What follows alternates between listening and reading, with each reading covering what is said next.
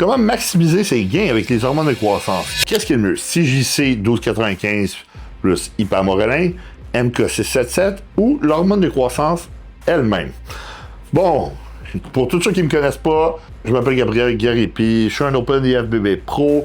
J'ai expérimenté moi-même avec du CJC 1295 ipamorelin, avec du MK677, ainsi que de l'hormone de croissance. Alors, tout ce que je vous dis dans cette vidéo-là, je vous parle de mon expérience personnelle, puis de les études que j'ai lues. Premièrement, qu'est-ce que le CJC 1295? C'est un GHRH, qui veut dire que c'est un Growth Hormone Releasing Hormone, ce qui va stimuler ta glande dans ton hypophyse pour produire plus d'hormones de croissance. Par la suite, l'ipamorelin, c'est un GHRP, mais il n'augmentera pas l'appétit, lui. L'ipamorelin, lui, il va stimuler la guériline. La guériline, c'est une hormone qu'on va produire quand on a faim, qui va stimuler l'hormone de croissance via la guériline. Dans le fond, l'ipamorelin, lui, ne te donnera pas plus faim versus le GHRP6, mais c'est dans la même famille. L'ipamorelin va stimuler la guériline. Alors, la combinaison des deux va donner un gros pulse d'hormones de croissance. Dans le fond, le CJC 1295 ipamorelin, il faut le prendre 2 à 3 fois par jour. Ce qui veut dire que matin, midi, soir. Pourquoi? Parce que la demi-vie est extrêmement courte. C'est comme 30 minutes la demi-vie. Ouais, c'est court. Par la suite, l'ipamorelin, c'est de quoi que tu prends quand ton taux de sucre dans le sang est bas. Quand tu es à jeun, que l'estomac est vide. Ce qui veut dire qu'il faut le prendre aux 2h30, dépendant de ce que tu manges, 3 heures. Alors, le matin à jeun, c'est bon. Après ça, il faut que tu times tes repas comme il faut, puis tu le prends avant de te coucher. C'est de quoi qui devient assez compliqué. Ouais, on l'avoue. Le CJC 1295 pas obligé à jeun. Puis il existe aussi du CJC 1295 avec DAG, que la demi-vie est super longue. Fait que tu peux prendre 2 fois semaine, mais le 1295 rapide, il faut le prendre plusieurs fois par jour. Dans le fond, les spikes, dans le fond, les pics d'hormones de croissance, tu vas en avoir plusieurs dans la journée. L'avantage avec ce combo-là, c'est que tu ne créeras pas de résistance à l'insuline. Parce que tu augmentes ta propre production d'hormones de croissance, puis indirectement, l'hormone de croissance passe par le foie et stimule l'IGF-1. Mais ça n'augmentera pas l'hormone de croissance à des niveaux supraphysiologiques, comme quand tu prends des hormones de croissance. Est-ce qu'on est clair là-dessus? Alors oui, tu vas avoir des bénéfices. Meilleure qualité de peau, perte de gras, prise de masse musculaire, meilleure récupération, meilleure qualité des ongles, tous des bénéfices d'hormones de croissance, puis plus d'IGF-1. Alors oui, c'est bénéfique dans certains cas, mais comme que je dis, c'est pas des hormones de croissance, ça stimule. Par la suite, on va aller vers le MK677. Qu'est-ce que c'est? Dans le fond, c'est comme l'ipamorelin, ben c'est plus comme du GHRP6. C'est un guériline agoniste, ce qui veut dire ça va stimuler la guériline. La différence, c'est que le MK677 la stimule en tout temps. Tu n'as pas besoin d'être à jeun pour la prendre. Ce qui veut dire que quand tu prends du MK677, tu stimules la guériline. Tu as plusieurs pulses dans la journée, ce qui veut dire que tu as extrêmement faim. Le MK677 va booster ton hormone de croissance naturelle, puis c'est prouvé selon les études, puis augmenter ton IGF-1. Selon les études, si je me souviens bien, c'est un 67% d'augmentation. Moi, ce que j'ai vu récemment, c'est que l'augmentation est très haute, peut vraiment aller super élevée, mais à des courtes périodes. Ce qui veut dire que si tu le prends 2 fois semaine, tu vas avoir des gros pics d'IGF-1, mais si tu le prends tous les jours, ça va redescendre. Alors, tu vas avoir des gros pics d'IGF-1 puis de GH 2 fois semaine, mais sinon, ça va redescendre. Alors, ça serait avantageux pour des jours que tu fais comme des high day, prendre le MK677 pour avoir un gros pic, mais les autres journées, non. Par la suite, quel est le problème avec le MK677? C'est que ça joue beaucoup sur ton taux de sucre dans le sang, beaucoup de rétention d'eau, élévation de la pression sanguine. Tous ceux qui le prennent disent « Ah, j'ai pris 10 livres, mais ils sont devenus des ballons d'eau. » Par la suite, quand ils lâchent, ils le perdent. En plus de tout ça, tu as tellement faim, fait que si tu diètes en perte de gras, ben, ça va être dur. Oui, ça active le métabolisme, tu perds du gras, tu gagnes du muscle, tu augmentes ta récupération. Mais c'est ça le problème, c'est que tu as faim, puis on sait, c'est dur de combattre la faim. C'est pour ça que le Ozempic existe, hein, puis le rétatrucide, puis tes hépatites... Ouais, parce que les gens sont pas capables de combattre la faim. Alors, je vous recommande pas le MK677. Par la suite, moi, le downside que j'ai vu principalement avec ça, c'est que quand t'en prends, c'est bon hors saison pour tous ceux qui n'ont pas d'appétit. Ils en prennent généralement pour l'appétit, pas pour l'hormone de croissance. T'as une super hausse d'appétit, mais après 2 semaines, oublie ça, c'est redevenu à la normale. Puis même après, c'est pire quand tu l'arrêtes, t'as comme plus d'appétit. Alors, c'est un problème que j'ai remarqué sur les gens avec ça. Alors, c'est pas de quoi qui est idéal. Puis, oubliez pas, c'est un SARM, mais en réalité, c'est un guéréline. Il n'y a aucune étude à long terme faite sur les SARM, sur les peptides. C'est pas approuvé, c'est pas FDA approuvé. Alors, c'est pas de quoi de recommander. Puis, aucun médicament devrait être recommandé.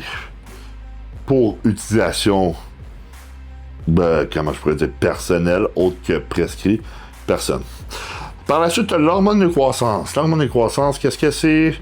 Ben, c'est ce qu'on veut quand on prend tous ces peptides-là, ces produits-là, parce qu'on pense que ça va coûter moins cher, mais en réalité, l'hormone de croissance va être mieux de loin. Dans le fond, l'hormone de croissance va augmenter la qualité de la peau, qualité des ongles, va augmenter ta récupération, va augmenter ton IGF-1, myoplasie musculaire, tout ça, c'est l'hormone de croissance. Plus sec, plus gros, tu manges plus, tu restes plus sec, mais le problème, c'est qu'il crée de la résistance à l'insuline, augmentation de la pression sanguine, par la suite, OK, rétention de sodium, tunnel carpien, ça veut juste dire que tu fais de la rétention d'eau, puis c'est là, fait que t'as mal aux mains. Dans le fond, l'hormone de croissance de ce problème, comme que je dis, c'est tous ces effets secondaires-là, mais la majorité, c'est lié à la rétention d'eau. Par la suite, le taux de sucre dans le sang, la résistance à l'insuline avec l'hormone de croissance, c'est prouvé que c'est à des doses énormes. Énormes. Quand je dis énorme, c'est énorme. Alors, si tu fais du sport, tu fais attention à ta santé, tu manges bien, tu manges pas de gras, d'aliments transformés, trop transformés, beaucoup de sucre, tu manges bien, tu gardes ta glycémie sous contrôle, tu fais du cardio, des steps, tu t'entraînes, c'est plus facile de ne pas créer de la résistance à l'insuline, même si tu fais des doses énormes d'hormones de croissance, à moins que tu sois dans les 30, 40, 50 unités. Là, dites pas, il n'y a personne qui fait ça, j'ai déjà vu du monde faire 36 unités. Alors oui, il y a du monde qui font ça. Est-ce que c'est intelligent? Non. Par la suite, l'hormone de croissance, moi, je pense personnellement que c'est ce qu'il y a le mieux entre ces trois produits-là, que ce soit du underground ou du pharmaceutique. Pourquoi? Parce que du pharmaceutique, ça 191 acides aminés, puis du underground, c'était un bon, ça 191 acides aminés.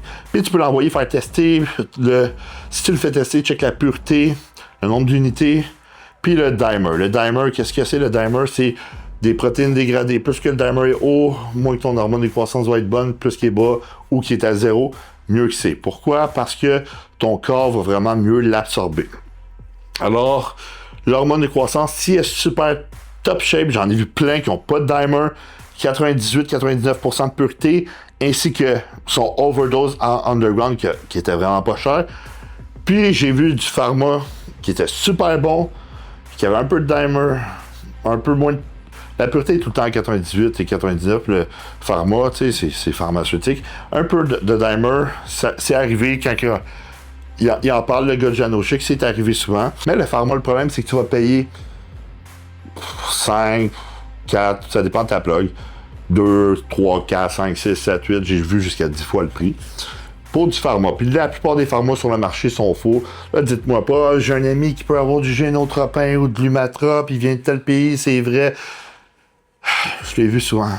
Tu sais, moi, j'avais des vrais crayons de la pharmacie, puis je les ai analysés, puis j'ai fait la différence. Puis c'est supposé d'être écrit la même affaire sur tous les emballages, que ça soit du Canada, du Brésil ou autre pays, juste à une différente langue, puis c'était pas écrit les mêmes mots exactement, alors c'est faux. Puis la couleur est supposée d'être la même, c'était pas la même couleur, le petit mauve ici, c'était faux. S'il n'y a pas aucune prescription dessus, c'est faux. J'ai un ami qui vient du Brésil, même lui, il a ses prescriptions sur ses génotropins. C'est faux, arrêtez ça, j'ai des amis qui veulent ça, m'en sortir à la pharmacie. Non, arrêtez, c'est faux.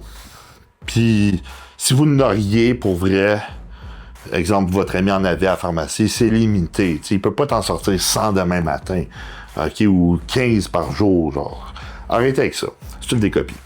Fait que tu vas payer 5 fois plus cher pour une copie, alors ça devient du underground qui est dedans, qui est pas du vrai.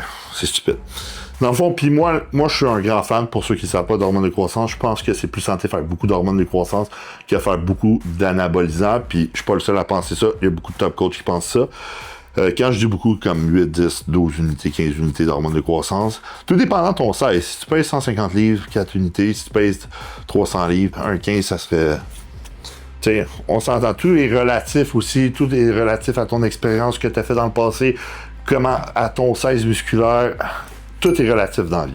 Alors voilà ce que je pense du CJC 1295 plus ipamorelin versus le MK677 versus l'hormone de croissance. Tout a sa place, mais rien va battre de King qui est l'hormone pure. L'autre sont juste des stimulateurs de cette hormone-là. Alors, quand on veut stimuler l'hormone de croissance pour après produire de l'IGF-1, on est rendu loin parce que on veut de l'hormone de croissance pour ensuite produire des growth factors et de l'IGF-1. Là, tu fais le contraire. Tu stimules ton hormone de croissance pour produire des growth factors et de l'IGF-1. En plus, tu vas la stimuler jusqu'à des niveaux genre normal, pas supraphysiologique. Puis un dosage d'hormone de croissance, pour tous ceux qui ne savent pas, supraphysiologique, c'est minimum 3-4 unités. Puis je dirais plus 4 parce que il y a des gens qui produisent 3. 4 unités, que tu sois un homme ou une femme, quand ils prescrivent de l'hormone de croissance pour les enfants, ça marche par poids corporel. Alors que tu sois un homme ou une femme, c'est le même nombre d'unités. Pour tous ceux qui ne savent pas, une unité d'hormone de croissance, c'est 0.33 mg parce qu'il faut faire x3. Alors, 3.3 mg d'hormone de croissance, c'est comme 10 unités d'hormone de croissance. Alors, n'oubliez pas, je suis pas médecin, je recommande pas quoi que ce soit. En plus, les peptides, les SERM, c'est des produits de recherche seulement. Je suis juste là pour vous divertir, vous parler de mon expérience personnelle. Alors, voyez qu'un médecin avant de consommer quoi que ce soit. N'oublie pas de liker cette vidéo-là si tu aimé ça. Écris en commentaire si tu as déjà essayé des stacks de peptides, par hasard. N'oublie pas de t'abonner à ma chaîne YouTube, puis de regarder mes autres vidéos.